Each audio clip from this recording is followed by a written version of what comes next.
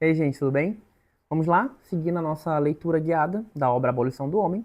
Nós já temos 3 vídeos, onde a gente faz a leitura do capítulo 1 e de metade do capítulo 2. Então hoje eu vou continuar a leitura de onde eu parei, na nossa última semana, e a ideia hoje é ir até o final do capítulo 2.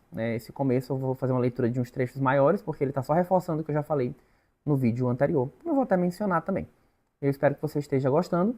Não deixe de compartilhar, de seguir o nosso canal, de curtir o vídeo, para que a gente possa continuar, produzindo mais material. Terminei na semana anterior com uma frase muito boa do Lewis, onde ele fala que se nada é evidente por si, nada se pode provar. Da mesma forma, se nada é obrigatório por si mesmo, nada pode ser obrigatório. Aí eu vou continuar a partir daqui. Olha só o que Lewis fala aqui na obra Abolição, capítulo 2, parte 2 do nosso vídeo. Pode parecer a alguns que apenas dei um novo nome àquilo que sempre se chamou de instinto fundamental ou primordial, mas há muito mais em jogo do que uma simples escolha de palavras. O inovador ataca os valores tradicionais, o tal, em nome daquilo que ele inicialmente supõe serem, num sentido próprio, os valores racionais ou biológicos.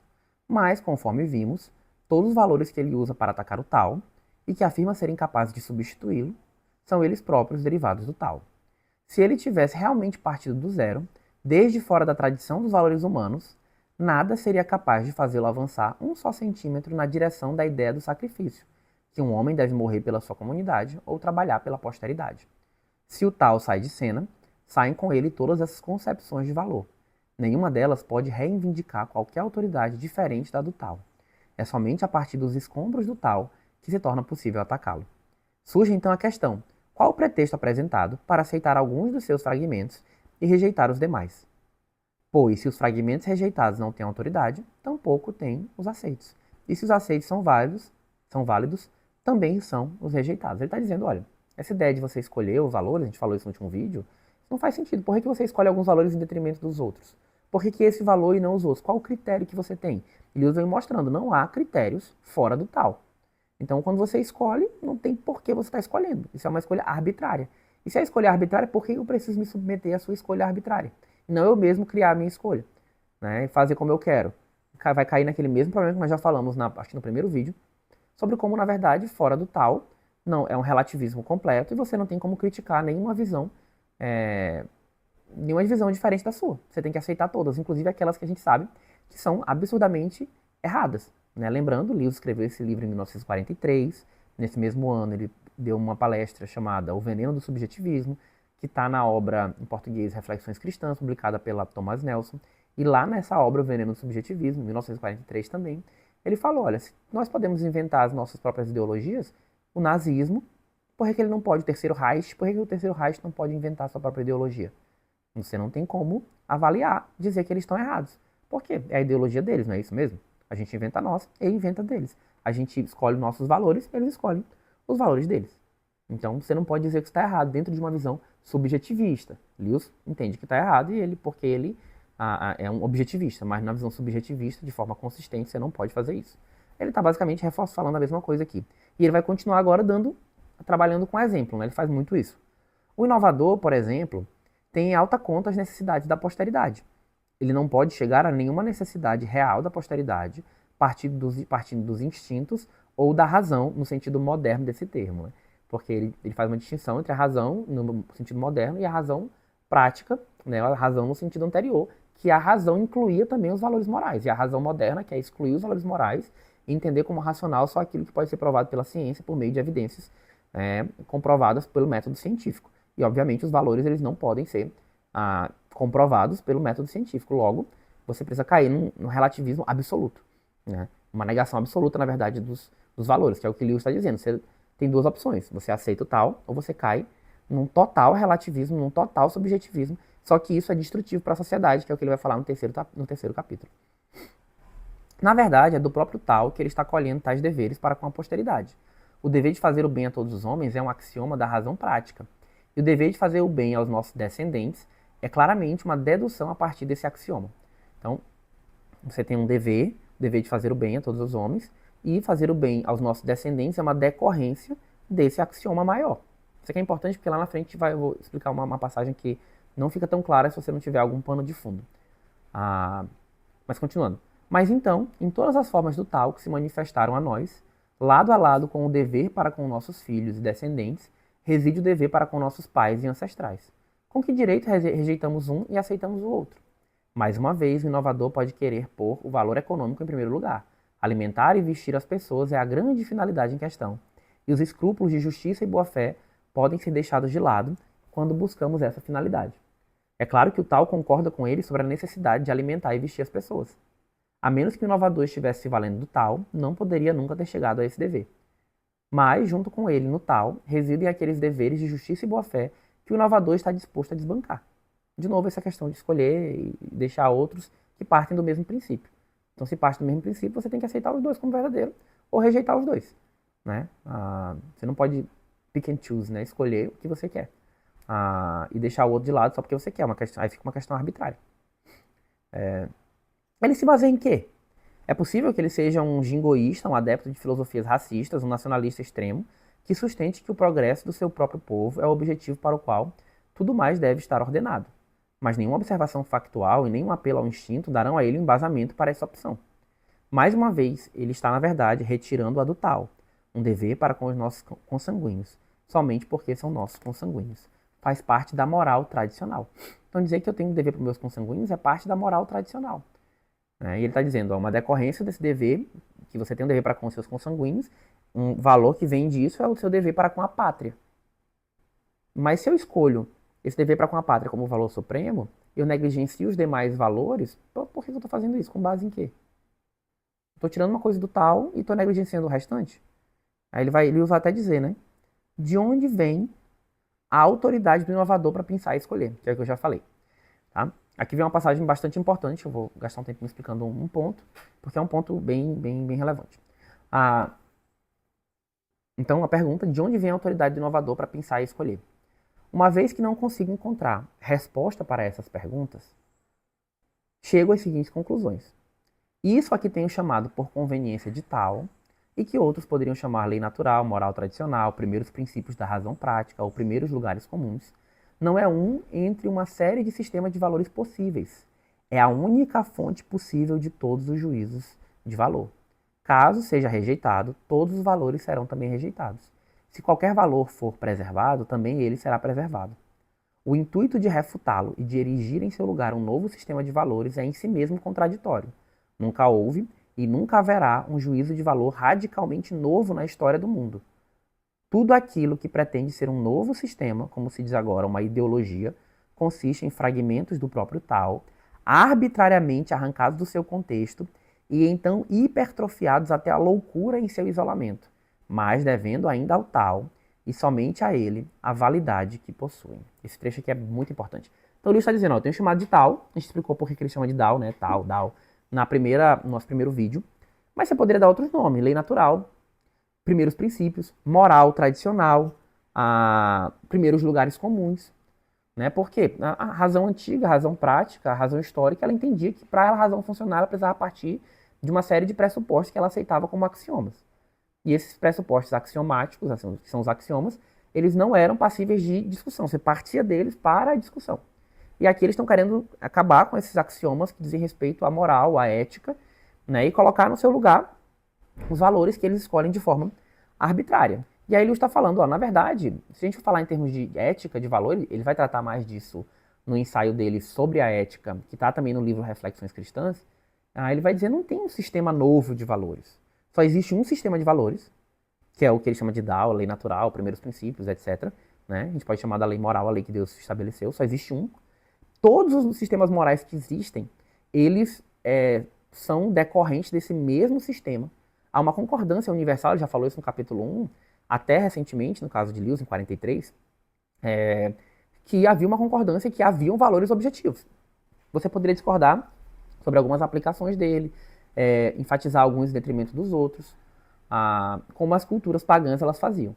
Né? O Lewis aqui ele não faz uma apologia do cristianismo nessa obra, mas, como eu já falei, o apêndice ele termina com uma verdade cristã, que é exatamente para refletir a realidade de que o cristianismo ele é a representação máxima e perfeita dessa lei natural, dessa moral, conforme nos foi revelada na palavra de Deus. Nós precisamos, inclusive, da palavra de Deus para sabermos E isso por quê? Porque a revelação natural não é suficiente. Tanto que ainda que as diversas culturas elas tenham tocado em momentos de verdade, elas foram imperfeitas em relação a isso. Porque elas não tinham a revelação. Quando Deus fala, e por meio da sua palavra ele revela, aí a gente sabe, entende que lei é essa que deve dirigir todos os homens. E a gente percebe, é por isso que nessas culturas você tem esses momentos de verdade, porque eles estão bebendo dessa lei, que está impressa no nosso coração, na nossa consciência, como Romanos 2 diz, que também é revelado em algum nível na natureza, né? Porque os céus proclamam a glória de Deus, o firmamento anuncia as obras de suas mãos. Então a gente consegue entender alguma coisa sobre isso, mas não de forma perfeita, sempre de forma imperfeita. Por quê? Porque o ser humano é pecador. E como ele é pecador, toda a cultura que ele forma a parte de Deus vai ter uma manifestação desse pecado. E aí o que Lewis fala aqui, genialmente, é o seguinte, tudo aquilo que as novas ideologias apresentavam como sendo tipo uma ideologia nova, o que eles eram? Ele diz, é uma hipertrofia de algum valor do tal, levado ele até a loucura. Possivelmente, Lewis, nessa passagem, ele está fazendo uma referência indireta a uma passagem da obra do Chesterton. Né? O Chesterton ele fala o seguinte, as virtudes foram a loucura, porque elas foram isoladas uma das outras e estão andando sozinhas. Então, se você falar de virtude, você tem que falar de todas as virtudes caminhando juntas. Porque se eu pego uma virtude e a elevo como tendo um valor superior, ela acaba se tornando muitas vezes exatamente um vício. E a gente vai usar aqui o exemplo, é o que Lewis fala. Você pegou uma virtude, né? Você pegou uma parte do tal, para usar a linguagem de Lewis, você hipertrofiou, deu a ela muito poder na ideologia, e você conduziu, por causa disso, essa virtude à loucura. Quando você hipertrofia ela e isola ela das demais, ela vira uma loucura. Um exemplo disso é o próprio nazismo. Né? A gente pode concordar, por exemplo, sobre a importância do patriotismo, né? Que é uma decorrência de você valorizar os seus consanguíneos, a terra onde você foi colocado, a sua cultura. Então, o patriotismo, ele é algo bom. Só que se eu pego o patriotismo, o nacionalismo, e eu isolo esse nacionalismo dos demais valores, por exemplo, que falam sobre que a gente deve o amor não só àqueles da nossa nação, mas a todos os seres humanos, porque todos foram criados à imagem e semelhança de Deus. Então isso é um valor também. Se eu pego esse valor do nacionalismo e coloco acima dos demais, ele é levado à loucura, ele é hipertrofiado à loucura, que é o que os sistemas nacionalistas fizeram, né, como o próprio nazismo. Então, de novo, valorizar a pátria é bom? É. Mas eu preciso valorizar a pátria tendo um monte de outros settings, né, de outros valores caminhando juntos com isso, tá? Então, então, de novo, o que acontece? Isso é uma desordem dos amores. Tem até uns vídeos aqui sobre desordem dos amores, você pode olhar no nosso canal aí para entender mais. Então, olha só o que ele fala, eu vou reler esse trecho. Tudo aquilo que pretende ser um novo sistema ou uma ideologia consiste em fragmento do tal, um pedaço do próprio tal, arbitrariamente arrancado do seu contexto, você não tem justificativa para escolher um em detrimento do outro, e então você hipertrofia ele até a loucura em o seu isolamento. Mas no fim das contas, aquilo que é verdade nele, a única validade que ele teria, a única forma de você validar esse valor, não é apelando para o instinto, não é apelando para o utilitarismo, como ele já falou no restante do capítulo, mas seria apelando para o tal, porque é parte da lei moral, parte da lei natural. Se o meu dever para com meus pais não passa de superstição, então o mesmo vale para meus deveres em relação à posteridade.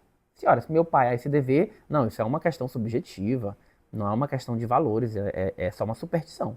Então, se para os meus pais eu não tenho, por que eu tenho para os meus descendentes? Por que eu tenho para com a posteridade? Se a justiça é uma superstição, então também o é meu dever para com o meu país ou para com a minha raça. Se a busca do conhecimento científico é um valor verdadeiro, então também o é a fidelidade conjugal. A rebeldia das novas ideologias contra o tal é a rebeldia dos galhos contra a árvore. Se os rebeldes pudessem vencer, descobririam que destruíam a si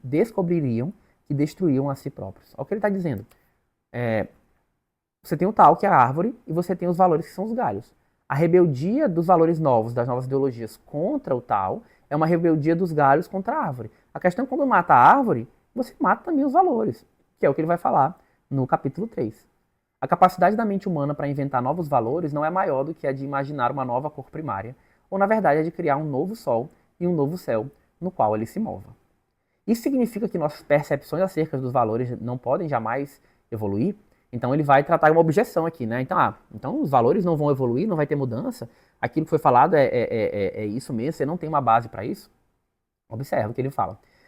Então, isso significa que nossas percepções acerca dos valores não podem jamais evoluir, que estamos para sempre atados a um código imutável que nos foi dado de uma vez por todas?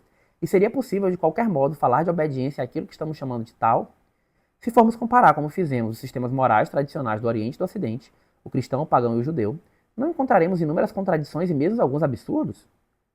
Aí o Lewis vai dizer, eu reconheço que há verdade nisso tudo. É preciso ter algum senso crítico, remover algumas contradições e até mesmo promover algumas melhoras. Mas existem duas maneiras muito diferentes de ter senso crítico. Então o que o Lewis está dizendo é o que eu já falei até anteriormente. Né? Então já que é assim, não existe um sistema ético melhor do que o outro. Né? É claro que existe. Né? Eu já até mencionei sobre isso, eu não vou repetir. Então ele está dizendo, eu posso aceitar essa crítica, é uma crítica válida. Mas tem duas formas de eu aceitar essa crítica. Né? Existem duas maneiras de exercer senso crítico. Ele vai dizer, um acadêmico que estude idiomas pode abordar sua língua natal com certo distanciamento, apreciar sua natureza como se fosse algo que nada tem a ver com ele, defendendo alterações radicais dos termos e das grafias, motivado unicamente por interesses comerciais ou por critérios científicos. Isso é uma coisa. Um grande poeta que tenha amado e sido bem instruído em sua língua materna pode também promover nelas grandes alterações, mas suas mudanças na língua serão feitas no espírito da própria língua.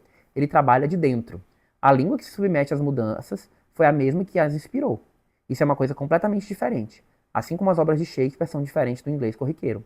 Essa é a diferença entre a alteração vinda de dentro e a alteração vinda de fora. É a mesma que existe entre o orgânico e o cirúrgico. Observe o que ele está falando. Você pode criticar os valores de duas formas, de dentro ou de fora. A pessoa que critica de dentro, ela trabalha a partir do tal para fazer a crítica interna. Já a pessoa que critica de fora, né, se acha que está criticando de fora, ela vem para destruir. Ela quer destruir totalmente. Ela quer fazer uma cirurgia de remoção e não fazer uma transformação orgânica, uma transformação a partir daquilo. É uma mudança, ao invés de ser uma reforma, vamos dizer assim, é uma revolução. Né? Então, ao invés de ser o espírito de reformar, de melhorar de dentro, você quer revolucionar porque você entende que ali nada é verdadeiro. Tá? Mais ou menos isso que ele está querendo dizer. Da mesma forma, o tal comporta um desenvolvimento que vem de dentro. Ele vai agora explicar isso que eu já disse. Existe uma diferença entre um autêntico avanço moral e uma simples inovação. Existe um avanço autêntico na máxima confuciana, não faça com os outros o que não gostarias que fizessem contigo, para cristão. Assim em tudo, façam aos outros o que vocês querem que eles lhes façam. Então ele está dizendo, se você compara Confúcio com o cristianismo, você vê que a visão cristã ela é um avanço em relação à visão confuciana, ainda que dentro da visão cristã você vê um aspecto do que tem na visão de Confúcio. E, gente, acho que eu falei isso em algum outro vídeo, mas isso é esperado porque se o cristianismo é a verdade, se o homem foi feito em mais semelhança de Deus, se a criação é obra divina, é esperado você encontrar ecos do cristianismo em outras culturas. Né? Então, há momentos de verdade. Né? Isso é a manifestação da graça comum, da preservação de Deus e tudo mais. Já a moral de Nietzsche é um simples exemplo de inovação. Porque Nietzsche vai exatamente dizer que o pessoal que queria... É engraçado que o Nietzsche ele vai dizer, olha, ele vai nessa linha. Vocês rejeitaram Deus, mataram Deus. Ele fala isso no Louco, lá de Nietzsche. Vocês mataram Deus, rejeitaram Deus e querem manter-se com a moral cristã? Vocês não entenderam ainda. Aí eu cheguei cedo demais, ele fala, né? Então vocês ainda não entenderam isso, eu cheguei cedo. Vocês ainda não perceberam as consequências de apagar o céu com um apagador, né? De secar o oceano. As consequências cósmicas de você desbancar Deus do universo e assim, com isso você deveria alterar totalmente a moralidade. Vocês querem manter a moralidade cristã, né? Vocês querem manter fragmentos do tal, sendo que vocês abandonaram totalmente o Deus cristão. O primeiro caso é um avanço, porque ninguém que não reconhecesse a validade da antiga máxima poderia ver uma razão para aceitar a mais recente. E qualquer um que aceitasse a antiga iria imediatamente reconhecer a mais recente como sendo uma ampliação do mesmo princípio. Caso a rejeitasse, seria por considerá-la supérflua, ou algo que foi longe demais, mas não algo simplesmente heterogêneo em relação às suas próprias ideias de valor. Mas a ética nietzschiana só poderia ser aceita se estivéssemos dispostos a descartar a moral tradicional como um simples erro, e se nos puséssemos em uma posição de onde não pudéssemos encontrar nenhum fundamento para os juízos de valor. Essa é a diferença entre o homem que nos diz, já que você gosta de comer legumes frescos, por que não os planta no quintal para comê-los ainda mais frescos? E um que nos diz, jogue fora esse pedaço de pão e experimente comer tijolos ou centopeias em vez disso. Né? Aqueles que compreendem o espírito do tal e que tenham sido norteados por esse espírito podem modificá-lo, bastando para isso levá-lo para as direções que o próprio espírito exige. Só eles podem saber quais são essas direções. Um intruso nada pode saber sobre isso. As suas tentativas de mudança, conforme foi visto, são contraditórias. Sendo inteiramente incapaz de penetrar no espírito para harmonizar as discrepâncias literais, ele simplesmente se agarra a um preceito que tenha chamado a sua atenção por meras circunstâncias temporais e espaciais, e então o leva às últimas consequências, sem que tenha nenhuma razão para tanto. Está falando da absolutização, né? Então você vai pegar muitas pessoas vão pegar um valor dentro do tal, vão se identificar com ele e vão hipertrofiá-lo e dizer que ele é o valor mais importante, mas sem que haja uma razão. É uma escolha que a pessoa faz simplesmente a partir dos seus desejos, das suas vontades. E é de dentro do próprio tal que emerge a única autoridade para modificar o tal. É isso que Confúcio quis dizer quando afirmou que é inútil aconselhar-se com aqueles que seguem um caminho diferente. É por isso que Aristóteles afirmava que só aqueles que tivessem recebido boa criação poderiam obter algum êxito no estudo da ética. Para o homem corrompido, o homem de fora do tal, o próprio ponto de partida dessa ciência é invisível. Né? Então, se você está fora do tal, não adianta a gente querer discutir isso aqui, porque você está fora, você não consegue entender isso que a gente está falando. Você fala um outro idioma, você vive num outro mundo. Um homem assim pode até ser hostil, porém jamais crítico. Ele não sabe o que está sendo discutido. É por isso que também se diz que, mas esta plebe que não conhece a lei é maldita, e aquele que crê será salvo. Em assuntos não cruciais, essa frase é genial, em assuntos não cruciais, uma mente aberta pode ser útil. Mas no que se refere aos fundamentos primordiais, tanto da razão prática quanto da teórica, uma mente aberta é estupidez. Né? Então, você tem a mente aberta, seu cérebro cai. Acho que é o Chesterton, né, que usa essa linguagem. Então, Lewis vai provar e prova ao longo da abolição do homem exatamente isso. Como rejeitar os valores objetivos leva a consequências que são gravíssimas. Então, não é ter uma mente aberta nesse ponto, estar disposto a rejeitar, não é um avanço. Pelo contrário, é um retrocesso. É um retrocesso gigantesco. Se a mente de um homem é aberta em relação a esses assuntos, que ele ao menos faça o favor de ficar calado. Ele nada pode dizer que seja pertinente. Fora do tal, não há possibilidade de criticar nem ao próprio tal, nem a mais nada. Né? Então, se você rejeita a ideia de certo e errado, como você pode dizer que é errado defender a ideia de certo e errado? Não tem como. Né? Então, o Liu já falou disso em outros momentos, que eu não vou gastar tempo, mas a gente vê muito isso, por exemplo, quando as pessoas desafiam o cristianismo em relação ao problema do mal. Se Deus existe, ele é bom e soberano, como que o mal existe? A primeira coisa que a gente deveria perguntar para quem questiona isso, né, via de regra um ateu, é: que mal você está falando? Porque se Deus não existe, na verdade você não tem fundamento para o bem e para o mal, então as ações que você diz que são más, não são más em si. Então não tem nem que justificar Deus, porque na verdade na sua visão não existe bem nem mal. O bem e mal é a mesma coisa. E aquilo que acontece, por pior que você acha que seja, na verdade é aquilo que deve ser. Não existe o deve ser, só existe aquilo que é, a realidade como ela é. E você perde com isso a capacidade de criticar qualquer atrocidade, qualquer coisa que o indivíduo sabe que é errado. Né? Ninguém consegue ser um subjetivista consistente. Ninguém consegue ser um relativista consistente, é impossível. É possível, sem dúvida alguma, sem dúvida que em alguns casos seja uma questão sutil determinar onde termina a crítica interna legítima e onde começa a fatal crítica externa. Mas onde quer que um preceito da moral tradicional tenha sido desafiado a se justificar, como se coubesse a eles o ônus da prova, teremos feito a escolha errada. O verdadeiro reformador se esforça por demonstrar que o preceito em questão entra em conflito com algum outro preceito que ele reconhece como mais fundamental ou que ele, na verdade, não encarna o juízo de valor que alega encarnar. Os ataques frontais e diretos, tais como por quê, o que há de bom nisso ou quem disse, não são jamais admissíveis. Não por serem rudes ou ofensivos, mas porque nenhum valor jamais pode se justificar dessa forma. Se insistirmos nesse tipo de inquirição, acabaremos por destruir todos os valores, destruindo, assim, as bases da própria crítica junto com a coisa criticada. Né? Então, se você não assume a existência dos valores, é impossível criticar os valores. Se você não assume a razão, é impossível você criticar a razão. Né? Então, lembrando que para Lewis a razão aqui, o pensamento racional, inclui também a questão da moralidade, tá? Que é o que ele vem falando ao longo de todo o livro. Como os antigos entendiam. Né? Então, essa visão da razão atual era uma visão mais recente, bem recente. Não se deve apontar uma pistola para a cabeça do tal. Tampouco se deve adiar a obediência a um preceito até que suas credenciais tenham sido examinadas. Somente aqueles que praticam o tal poderão compreendê-lo. É o homem bem criado, o curro gentil, e somente ele que é capaz de conhecer a razão quando ela aparece. Foi somente Paulo, o fariseu, o homem perfeito no tocante à lei, que foi capaz de perceber onde e como aquela lei era deficiente. Para evitar mal-entendidos, devo acrescentar que, embora de minha parte eu seja um teísta, e na verdade um cristão, eu não estou aqui apresentando nenhum argumento indireto para o teísmo. né? Então, o que Lewis está questionando aqui mais é o relativismo moral, né? Então, mas é interessante que, se você entender essa passagem direito, você vai perceber como a questão do ateísmo ela é uma questão, no final das contas, mais de moral, né, do que uma questão de discussão intelectual, né? Então, a rejeição ateísta ela é mais uma rejeição moral do que uma rejeição intelectual. Mas ele está dizendo, eu não estou querendo provar o teísmo. No ensaio dele, O Veneno do Subjetivismo, lá ele é mais explicitamente teísta. Aqui ele está tentando dar uma palestra, falar de uma forma que se aplique a todos, né?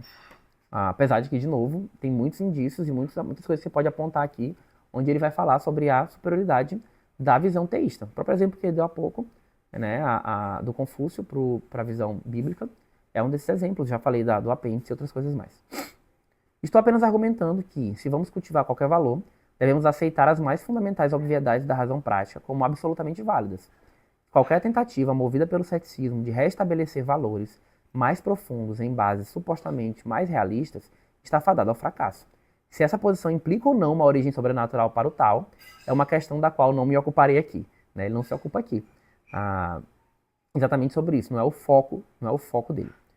Contudo, como podemos esperar que a mentalidade moderna aceite as conclusões a que chegamos? Afinal, esse tal, que segundo parece devemos tratar como algo absoluto, é simplesmente um fenômeno como qualquer outro, o reflexo na mentalidade dos nossos antepassados, do ritmo das suas plantações, talvez até mesmo da sua fisiologia. Já conhecemos em linhas gerais como essas coisas foram produzidas. Em breve poderemos conhecê-las em detalhe. E por fim seremos capazes de produzi-las à vontade, né? É a mentalidade cientificista. Eles vão bater muito no terceiro capítulo nisso. Acho difícil a gente fazer o terceiro capítulo, por exemplo, só em 2 vídeos. Talvez exija um pouco mais. Mas ele vai bater muito, muito nessa mentalidade cientificista. Olha, nós fomos capazes de explicar tantas coisas que os antigos não entendiam, nós vamos ser capazes também de explicar a moralidade, né? E muitos cientistas acreditavam e acreditam até hoje nisso também. É claro que enquanto não sabíamos como se produziam as mentalidades, aceitamos esse aparato mental simplesmente como um dado, ou até mesmo como um mestre. Mas muitas coisas da natureza que foram nossos mestres acabaram se tornando nossos servos. Por que não a mente? Por que nossas conquistas sobre a natureza devem ser interrompidas, numa reverência descabida ante esse pedaço persistente e derradeiro da natureza que tem sido até aqui chamado de consciência humana? Você nos ameaça, ele está falando, né, a pessoa falaria isso para ele, Lewis, você nos ameaça nesse livro com terríveis desastres, caso esse limite seja transposto. Mas somos da mesma forma ameaçados por obscurantistas em cada passo da nossa evolução. E a ameaça mostrou-se sempre falsa, né? Então olha o que ele está dizendo. Olha, você está falando isso, tá bom, vamos dizer que eu não aceite, vamos dizer, a gente vai descobrir. Aquela esperança cientificista muito forte. Ele vai bater muito no cientificismo no capítulo 3. Aí ele está dizendo, você nos ameaça com o fim da humanidade, com a abolição do homem, né? Apesar que ele só vai tratar disso no próximo capítulo. Mas a gente foi ameaçado, né, em vários momentos, como se aquilo que a gente fosse estar conquistando sobre a natureza fosse, de fato, ser um grande problema, e a gente está vivo até agora. Se eu posso dominar tudo com a natureza, por que eu não posso dominar a mente? Por que eu não posso dominar a moralidade? Por que eu não posso explicar a moralidade em termos meramente científicos, né?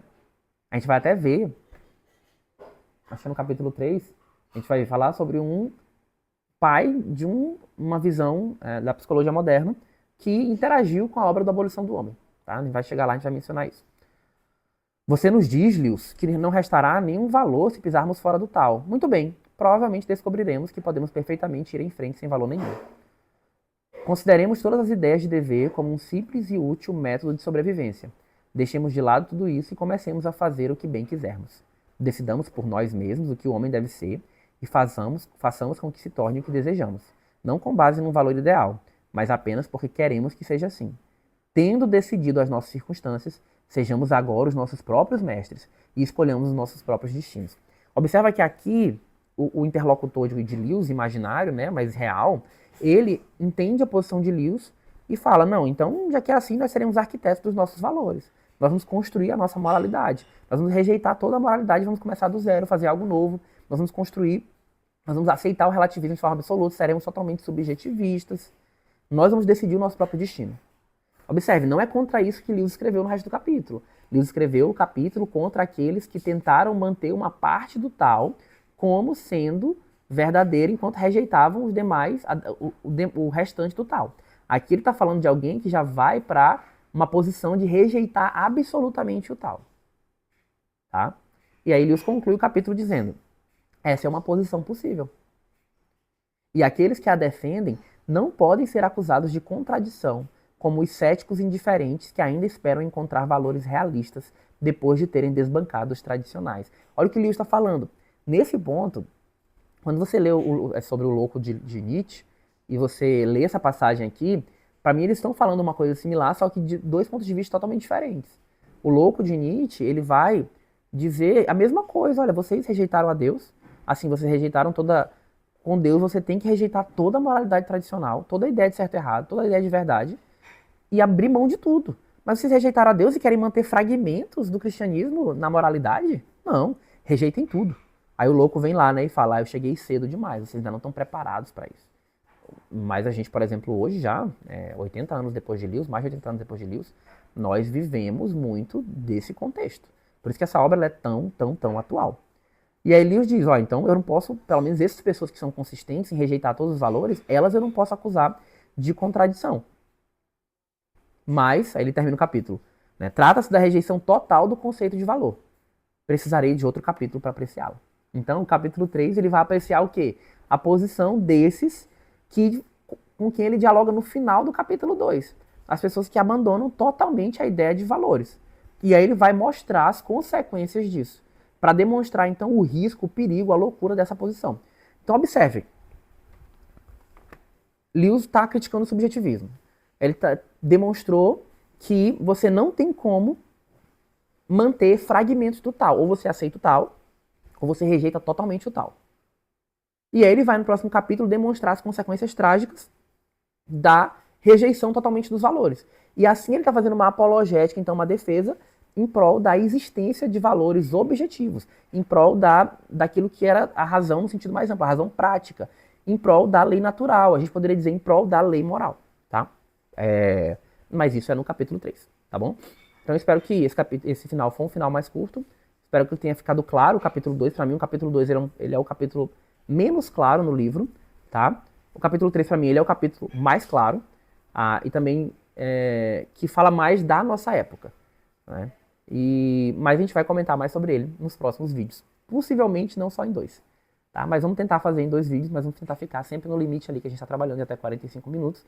E se você gostou, não deixe de compartilhar, de curtir, de se inscrever no canal e continuar acompanhando a nossa série de vídeos, assim como os nossos outros vídeos, assim como as nossas outras redes sociais também, que a gente tem para essa produção que a Domus Paideia vem fazendo. É isso, Deus abençoe e até o próximo.